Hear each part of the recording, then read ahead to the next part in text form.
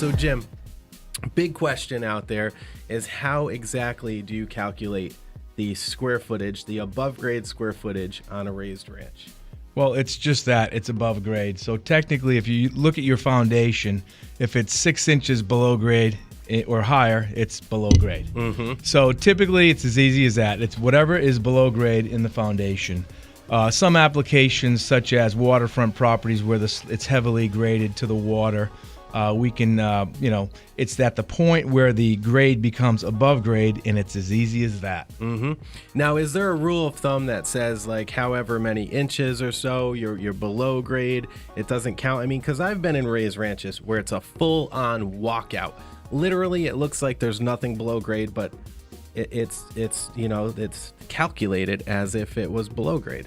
Yeah, in certain circumstances, what you do is you actually take a visual observation of the foundation, and you calculate where it becomes above grade and where it becomes below grade. It's as easy as that. And if you have that application where the raised ranch is on a heavily sloped lot, and you walk out, a lot of times what we'll do is we'll take our tape measure and simply measure back to where it becomes below grade, and that's our calculation. The rub to that is wherever you have that sort of above grade slope lot, you have no basement below, so you kind of get penalized as far as having a bit of a slab partial basement. So that's pretty much what we do. So while we're on that subject, do you get less money for a home without a basement versus a home with a basement? Well, yes and no. Loaded question. Yeah, loaded question. What I often tell people is this: if you're calculating gross living area on a raised ranch and you're not utilizing the below grade finished area, you're not necessarily fully penalized, because on the line item adjustment in the appraisal will accommodate for the below grade finished area. So it's sometimes 6 and 1/2 dozen in the other. Makes sense. Now, how come sometimes you'll go in, you'll get an appraisal back, and the bathroom below grade is not on the report, even though they have a full bathroom downstairs? Well, the 1004 form, 1025 form, all of the forms actually accommodate for room count. They're just in separate spots. Okay. So we have a spot for an above grade room count and a spot for a below grade. It's just that most people go to the above grade room count and really focus on that line, but it is actually reconciled in the line below. So we do reconcile below grade basements, rec rooms, bedrooms, kitchens, all of that, and you do get a significant amount of value for that. It's just separately line item.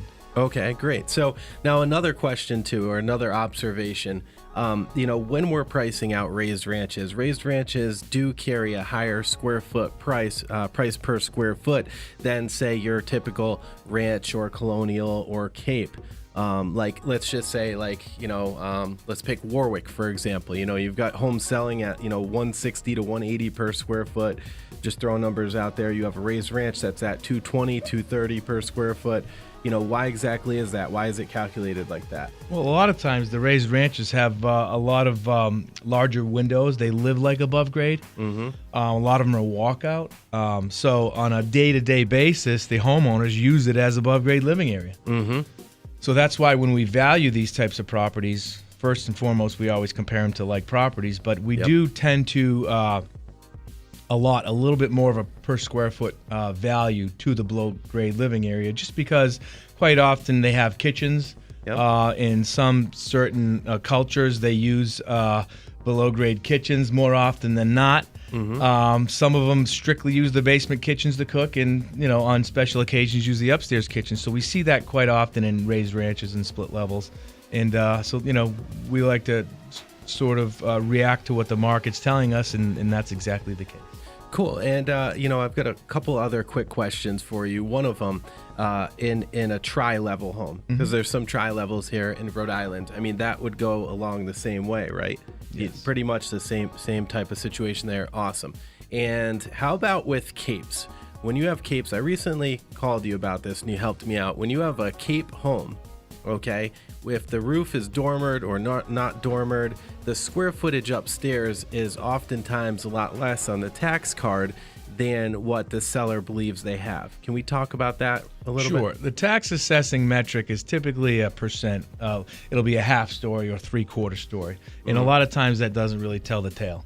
So what we do is when we do an actual inspection, I'll typically take the measuring tape from a 4-foot eave line and measure the living area from there. Okay. In other applications, sometimes we'll extend it. Some of the contemporary properties, you know, if there is utility in the room, I'll account for it. So there's a little bit of flexibility, but the general rule of thumb is about a 4-foot eave on in.